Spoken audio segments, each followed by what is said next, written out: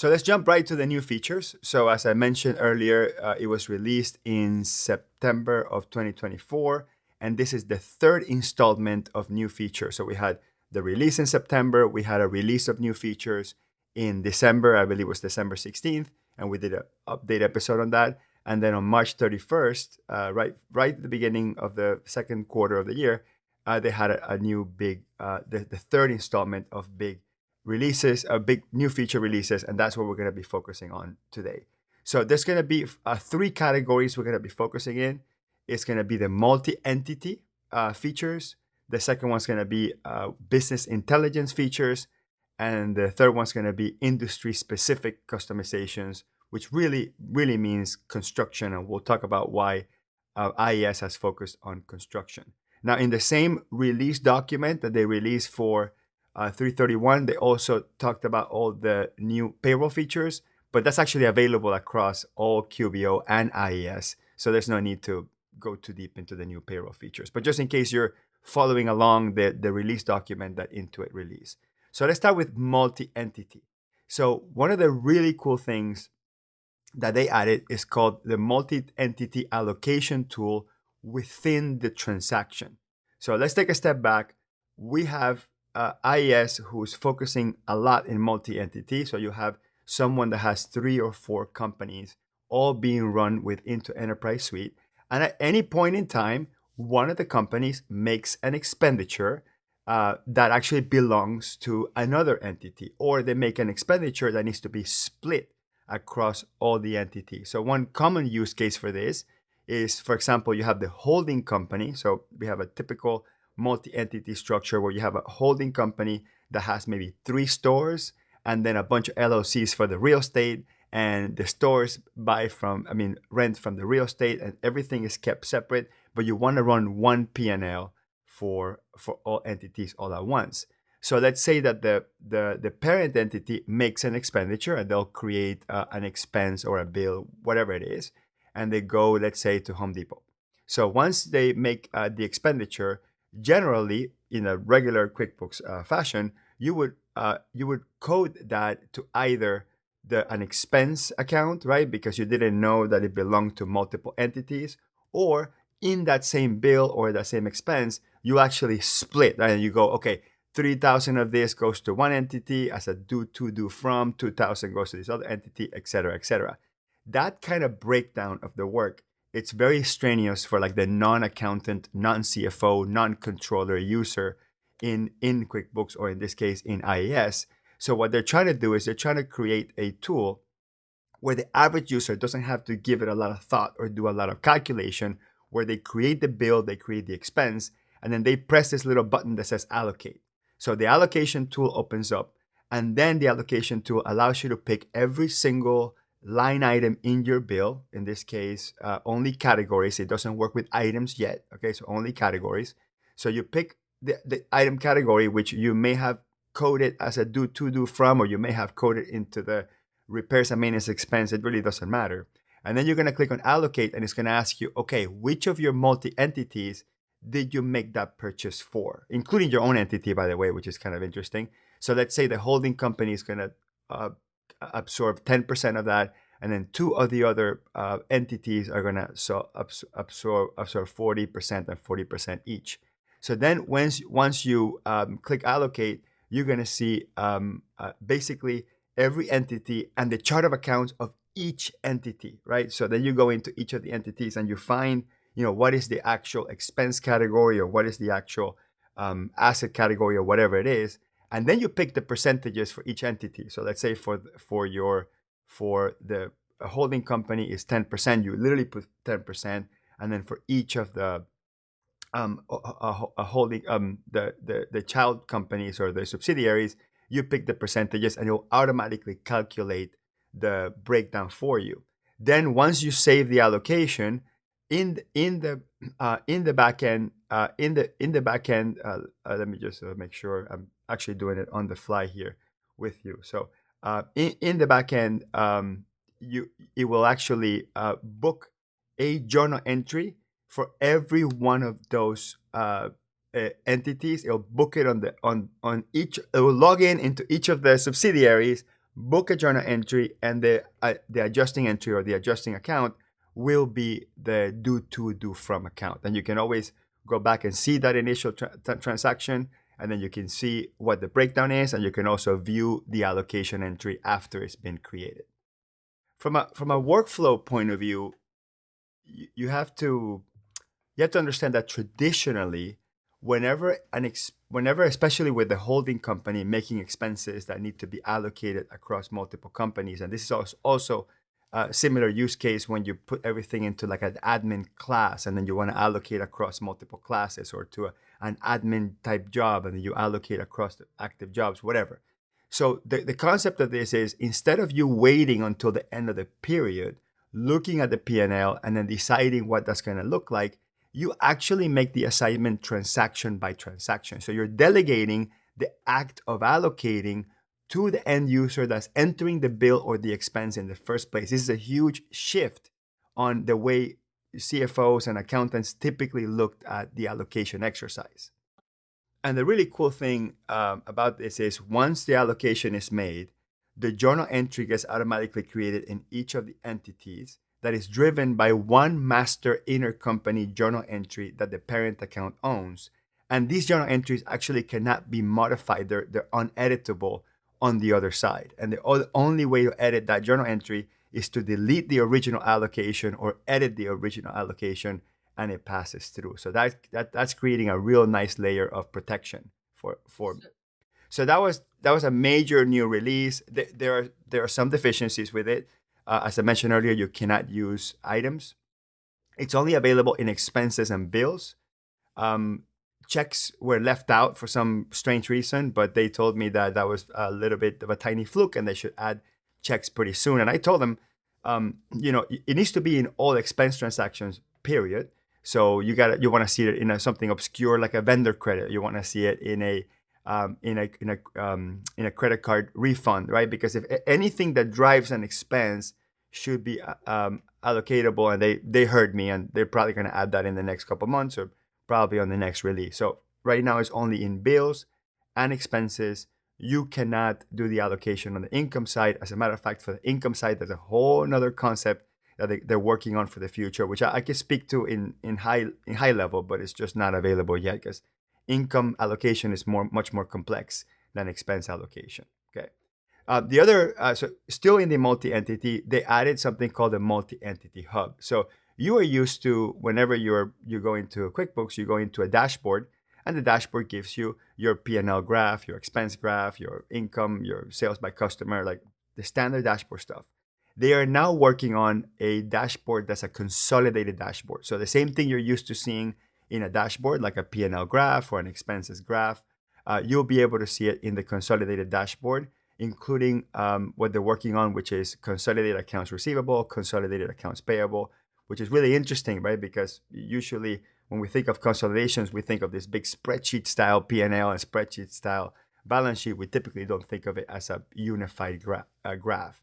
And in the dashboard, you can choose whether to select all the companies or one particular company. So it's really cool that you can be logged in, let's say you're logged in the parent company. You can quickly see a graph or the dashboard for one entity or multiple entities without you having to leave and log out and look and like log into that particular entity. So you can pick and choose which entities you want to see and consolidate if you want to on the consolidated dashboard screen.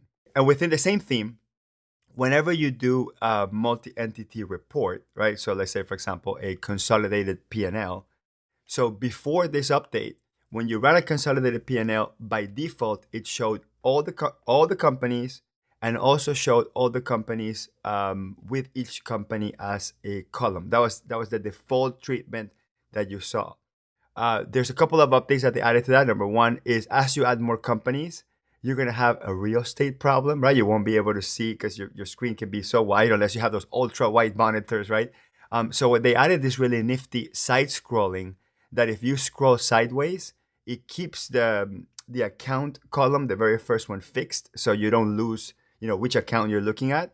And then it has the elimination column at the end and the total column at the end, and those are fixed. So it's hard to, in a voice only podcast is hard to describe, but they fixed the problem with side scrolling where you lose the beginning at the end of those columns. Now, the other cool thing that they added is you now can pick and choose which companies are part of the consolidation. So you're not stuck having to see all of them. So you can say, hey, only two of my subsidiaries are the ones that I want to consolidate, and you only see those two, or all five, or whatever. So you get to pick and choose which ones you want to see. And the other update they added is you don't have to necessarily look at it at the company level. Like you can just have a simple P&L that's consolidated for everything without having to see each column separate for each entity. So they added that. That was really interesting. So small upgrade, but pretty big. They also you're gonna start seeing some new experiments that they're doing.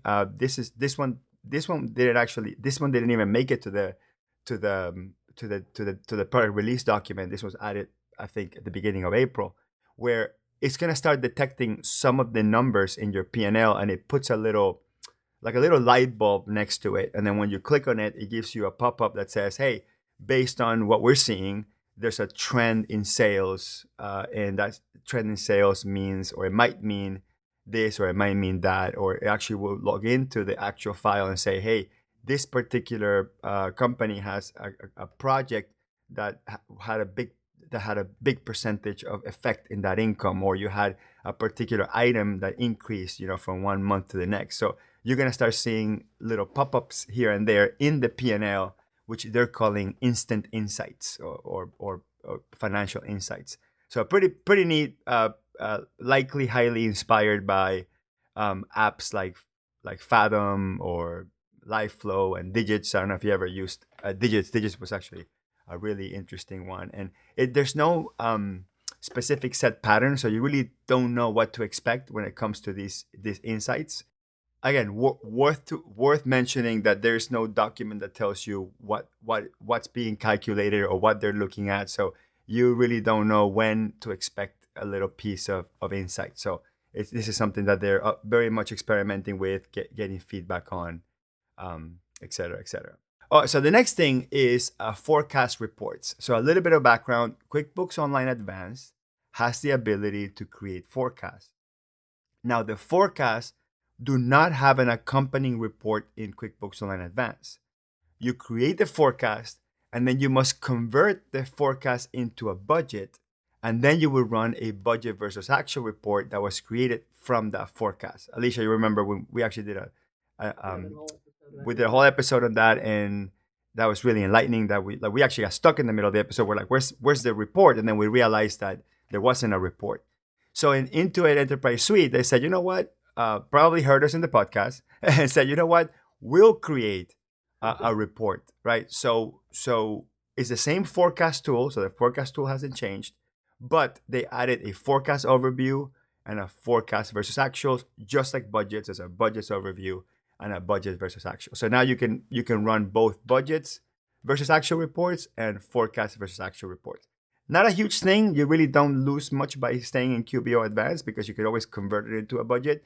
But sometimes it's just good for the report to say forecast versus saying budget, because they mean contextually two different things, especially when you're doing financial planning or business planning or whatever. So there's always what if scenario, so to speak, when it comes to forecast. So when you create forecasts, and this works both in QBO Advanced and Intuit Enterprise Suite, you get to choose, okay, we're going to forecast based on what happened last year. So we'll say, hey, take a look at the last 12 months. And then based on that, increase my income by 10% and increase my COGS, let's say, by 8%, and increase my expenses by 5%. And you basically give it a what if analysis. And then it'll automatically grab your current P&L, whatever you have, for the year before, and it will project out the numbers onto the future based on those percentages that you give it. You get this already with the forecast feature of QBO Advanced. So the only real difference is that you can save the forecast by itself, and the forecast can be hooked up with a report immediately. You're not forced to make it a budget like you are with QBO Advanced. Okay, cool. All right, so that's forecast. The next thing is a dimensional P&L forecast. So we talked about dimensions, which are these line item level drop-down menus that act exactly like classes, which eventually are additional classes, so to speak. And you can run a P&L by a dimension, balance sheet by a dimension, sales by a dimension.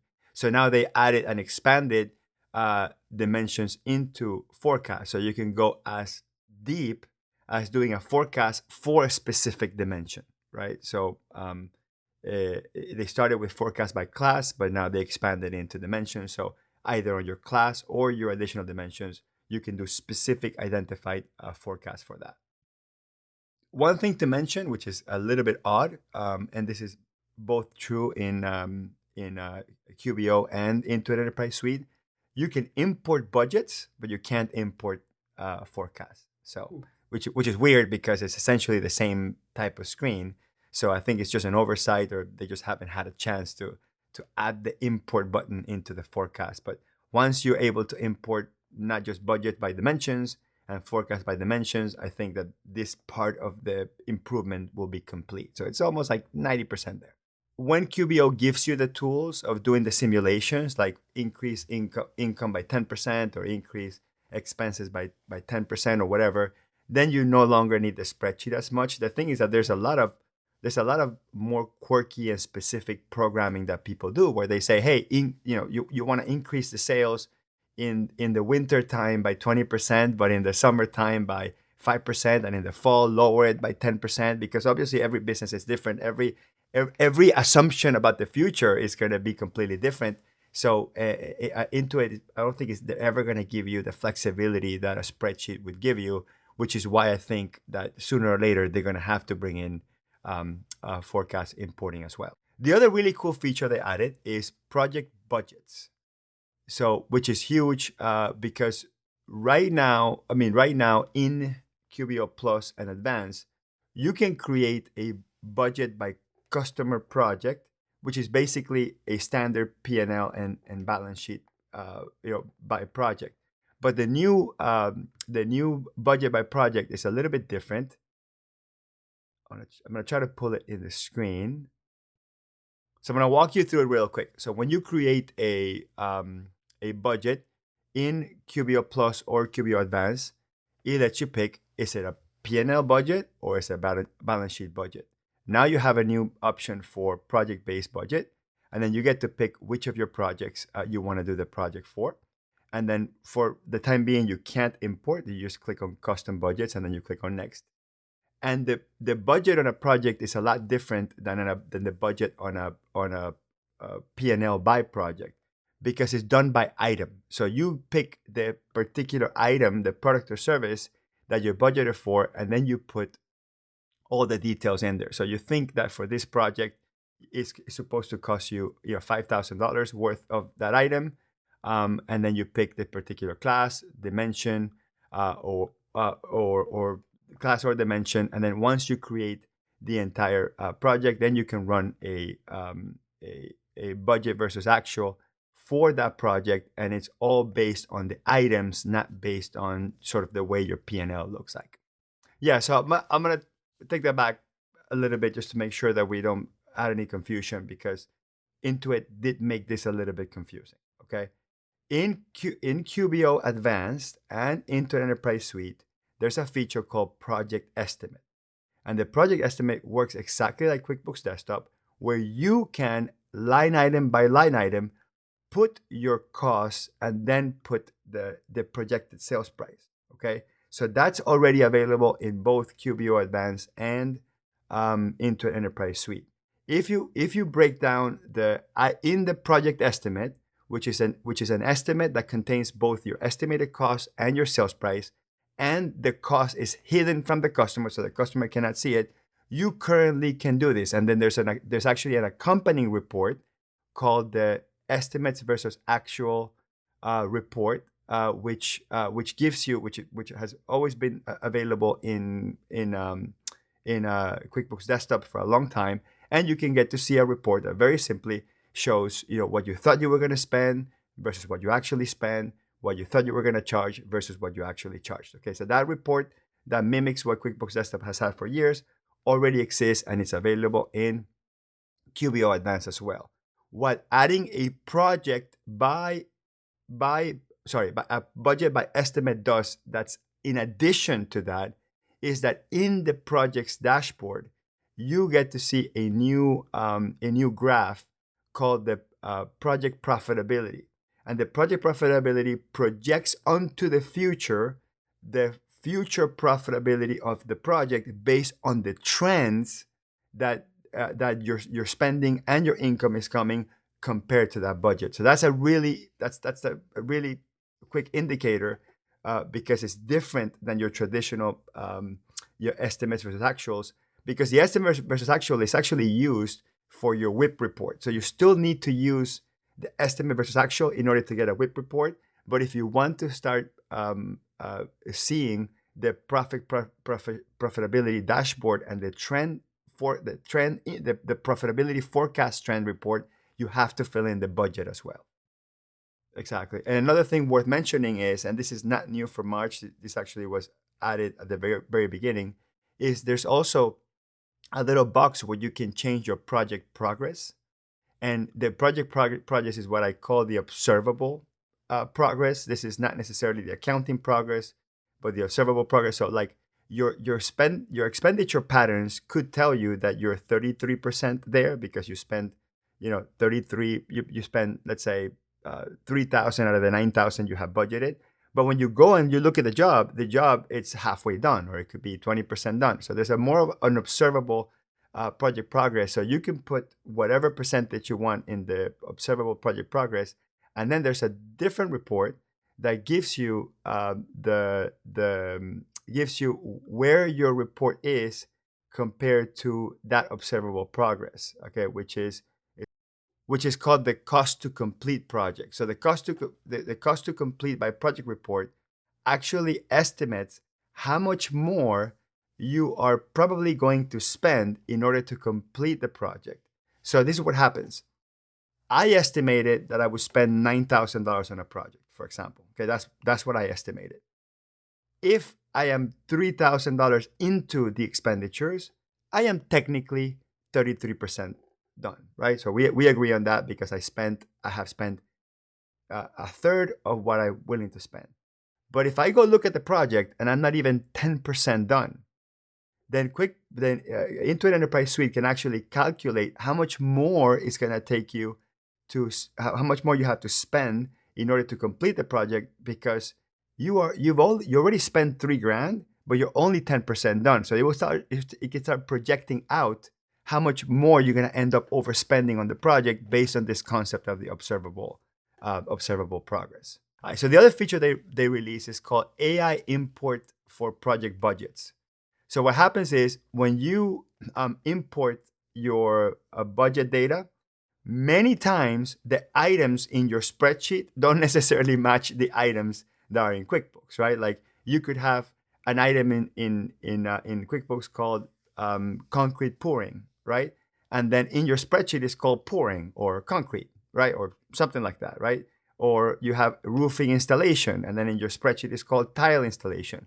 So what it does now, and this is the very first time we see AI being used in a real practical and in kind of abstract way, which it will look at your spreadsheet, it will look at your QuickBooks file, and then try to mediate the items that don't match, and it will suggest how to map them based on the wording, right? Like what's logical in the wording, and it'll guide you to the mapping process, so you don't have to go back into your spreadsheet and make sure that you change every single item to match your QuickBooks perfectly.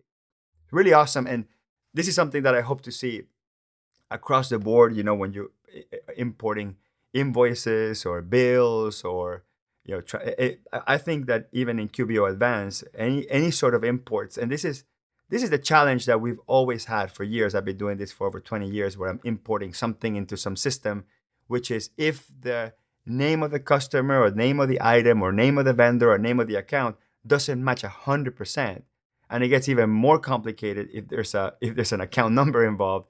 Right? If it doesn't match 100%, you won't be able to import. This is a real practical use of AI. AI can read to things and go, well, yeah, you missed a character here, but there's nothing else that even looks like this, and you just added an S. You did expense instead of expenses. So that's always been a bugaboo of mine, that the software was never smart enough to catch something with one missing character, right? So it required a human to kind of like look through that. So the AI can do that with ease, and so very excited to see that.